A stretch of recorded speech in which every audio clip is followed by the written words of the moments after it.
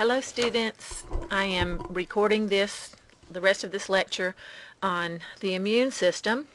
This is the final component of the immune system PowerPoint, and we are talking about the final handout in your packet, and this is entitled Immune Response and Human Defenses, and this is where it all fits together to help you see the big picture. Remember that there are non-specific and specific entities associated with you maintaining homeostasis in terms of the immune response in your body. And so when we look at this handout, at the very top it says innate immunity versus acquired immunity.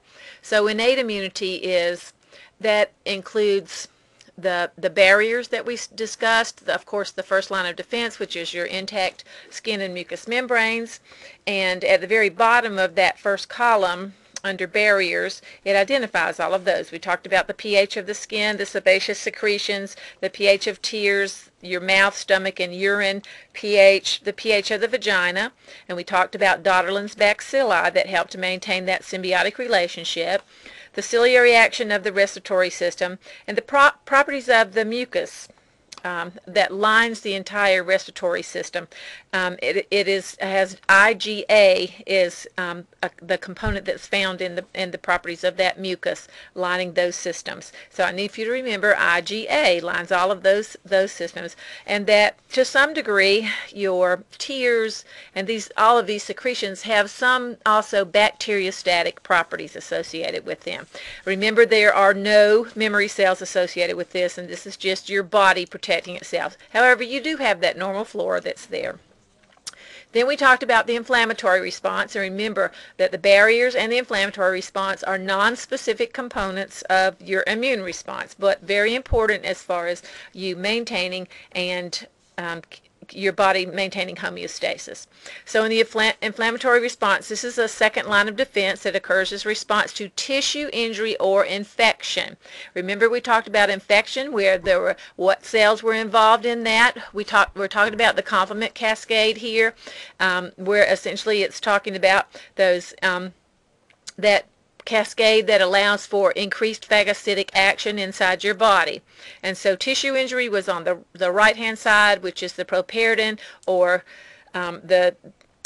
I'm drawing a blank, and you know what it is because you're looking at that particular handout. But tissue injury, but infection is associated with your B cells that produce those antibodies, that produce the antigen antibody complexes that are marked for enhanced phagocytic action.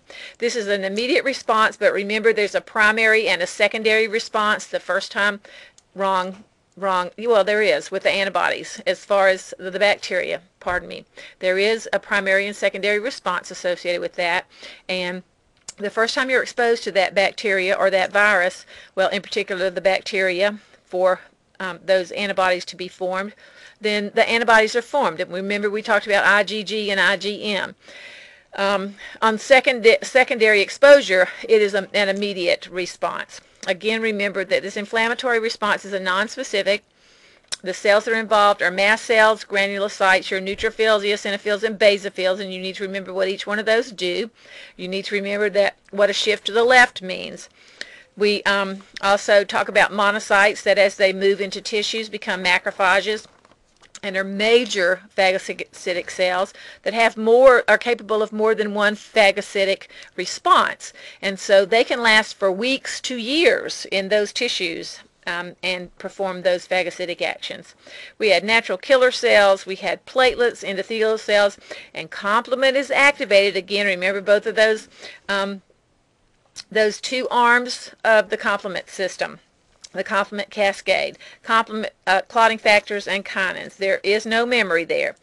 This provides protection that includes vascular responses, cellular components, mast cells, and neutrophils, and macrophages. Mast cells, remember, when they're activated, what do they release? Those two substances that we talked about that help you experience the signs and symptoms of those allergic reactions. Neutrophils and macrophages. Again, phagocytic action. Cytokines and activation of plasma protein systems are also included under this category. And so this is the inflammatory response. Remember, you have a handout on the inflammatory response. It is a nonspecific component of the immune response, so you need to make sure that you take a look at all of those, exactly how that inflammatory response progresses to the point of healing for your patient. Then in the final column you have acquired immunity, and this is your specific response, and this involves the B and T cells, B and T lymphocytes. This says it's the third line of defense. It's initiated when the innate immune system signals immunoresponsive cells of adaptive immunity. That means it signals to the other components that we have something going on here and we need help. Remember, we talked about those chemotactic agents. Well, this is what I'm referring to. It is a delayed response between primary exposure to antigen and maximum response. Remember, again, this is the primary response and the secondary response that I was referring to when I was talking about the inflammatory response, because the primary cascade is the classic component of the cascade. Complement cascade is associated with those B cells, presenting them and having them marked to be able to be better destroyed. And then that secondary response, you don't even know that it's going on, and it just acts immediately. It is very specific toward the antigen. The B cells and T cells, remember, have to work together. The T cells sometimes present the antigen to the B cell for the B cell to make the antibodies, and so they have to work together. And those are helper T cells. Remember, those are CD4 cells that help that process. And then we have macrophages, and of course the antibodies that are produced, and complement is activated. And so we have antigen-antibody complexes and complement. All right, then we have memory cells that are B cells and T cells that stay, and they provide for long-term immunity.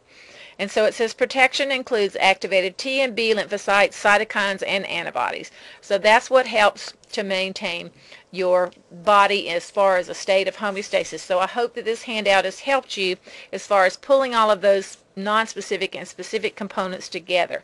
And this is all that we're going to talk about as far as the anatomy and physiology of the immune system.